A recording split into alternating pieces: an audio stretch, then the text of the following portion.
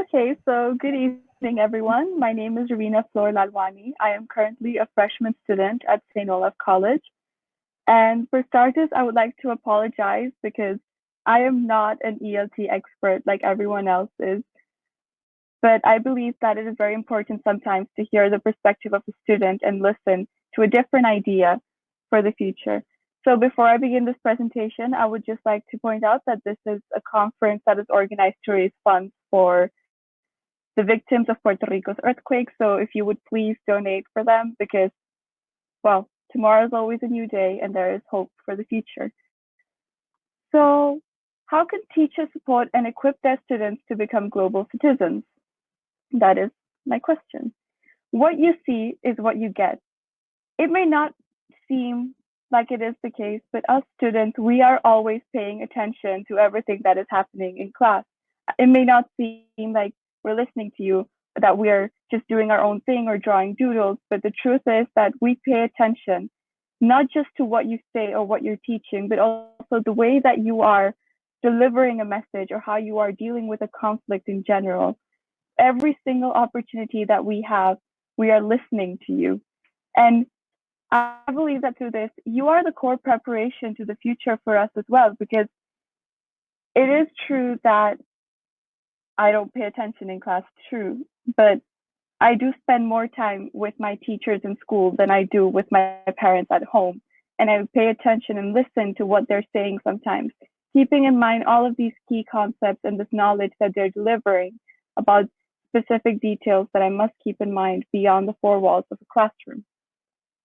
When you think about it, we are listening to, I don't know, a simple topic about human rights violation in English class, and then we are listening to what our teacher says and paying attention to the world outside, but we're still very much so protected. And it is the initial vision of the world that we're getting through your viewpoint. That if my teacher says one thing about the Universal Declaration of Human Rights, says one thing about the way that a certain right is being violated in a specific country per se, then those things are factors that I keep in mind before I go out to the world and have to deal with it myself or take an initiative per se. So, what do we expect from your lessons? We're learners and we always have discussions based on books or articles, in academic articles or scholar analysis, in some cases, even documentaries and song lyrics. But it was those days that when my econ teacher would take 5 minutes away from class in the morning just to help us understand the world in which we live in by reading the news articles every morning, by reading the BBC and CNN, and paying attention to what is happening outside of the environment that we are in. It is those discussions born after reading what is outside, what is not academic according to our teachers. That is when we start preparing ourselves, that our teachers are preparing us to see the world outside.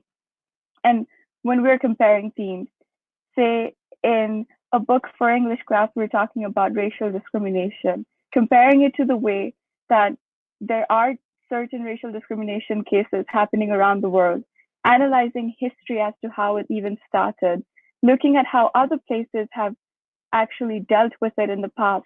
It is when we are comparing all of these different themes that I believe you are preparing us with the basic needs that we need for the future. Because only when we learn to analyze in depth a topic can we learn to do it on our own when we are in the real world. You're the motivation. May not seem like it, but my teachers have really, really inspired me when they have discussed a certain topic in class and they were very, very passionate about what they were saying. They were enjoying their class, they're enjoying the specific book that we're analyzing, or even that one science theory that they're trying to deliver and make us learn. It is those moments when a teacher is inspired and is enjoying what they're teaching. That is when we get the motivation to seek more information and gain more from what the perspective of the teacher is at the present moment. You teach us to lead. And I can attest to this entirely because it is very true for me. When I was 17, I went to the United World College in Montezuma, New Mexico, here in the US, where I was exposed to 99 different nationalities within my classroom with my peers. And it was my teachers that would talk about the cases and situations around the world and have a safe space for everyone to have a discussion about it. It was in those moments that all of us would just listen to each other, and then we would decide what our perspective is and then say, I will take matters into my own hands, or simply let it be. It is us the learners that pay attention to what our teachers tell us when they're saying when when they're telling us whether we should be a courageous resistor or a passive bystander that is helping the courageous resistor in that perspective. It is you teachers that have motivated me to be a courageous resistor and join organizations such as Amnesty International based off of the discussions we've only had in class, teaching us to accept and learn that failure is not negative. I remember when I was in second grade and I was learning my seventh timetables, and I got stuck and did not know what 7 times 4 was. My entire class started laughing at me. I was just standing in the front, blanked out entirely. My teacher told everyone, we all make mistakes, and it's okay. Tomorrow is a new day. When you know you've made a mistake, you just have to work your way through it and learn how to solve your own difficulties and then fight again tomorrow. My teacher helped me learn my entire 7 times table, and after that day, I never forgot that 7 times 4 is 28. And it is through those comments and the constructive criticism that I have received is how I deal with my own problems in the real world beyond the classroom itself, even today in college. Because my teachers have never given me negative criticism. They've always told me, this is what you're doing, but how about you try this perspective instead or this approach and then fight your way through it and find more information and look for more information. Well, how do you feel about it? You don't, my teachers don't tell me you're doing this, and this wrong. They're telling me you should try doing this and see how that works for you. And if that doesn't work, we can find a different approach. So I believe that you don't just make us leaders, but you also teach us how to deal with our own difficulties and give our opinion to other people without necessarily hurting them in any form or manner.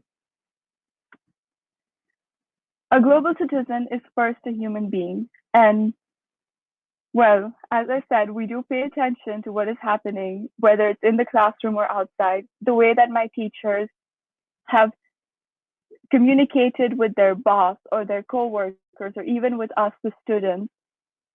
If you are not an example of the moral and values that you are teaching us, then you create a huge disillusion that it is at an age that we are still trying to discover the world that we're finding these things out. And that is when I believe more than anything that staying true to yourself is very important and to your teaching as well, because it is through that that my teachers have delivered ethical behavior and their morals to me as how I am supposed to be dealing with and coping with other things in the future as well, with my own classmates or with other future individuals that I will be dealing with. Now, before I end, I would like to leave you with a quote by one of my favorite feminist authors, which is Bell Hooks. She says, I entered the classroom with the conviction that it was crucial for me and every other student to be an active participant, not a passive consumer. Education that connects the will to know with the will to become. Thank you very much, everyone, for listening to me. Once again, I'm sorry I am not a professional in this field, but I thought it would be nice to hear a different perspective. And before I go, I would just like to say that thank you so much for organizing this conference, and please do donate for Puerto Rico because tomorrow is a new day and they need us, and we shall be there for them as well. Thank you. Thank you.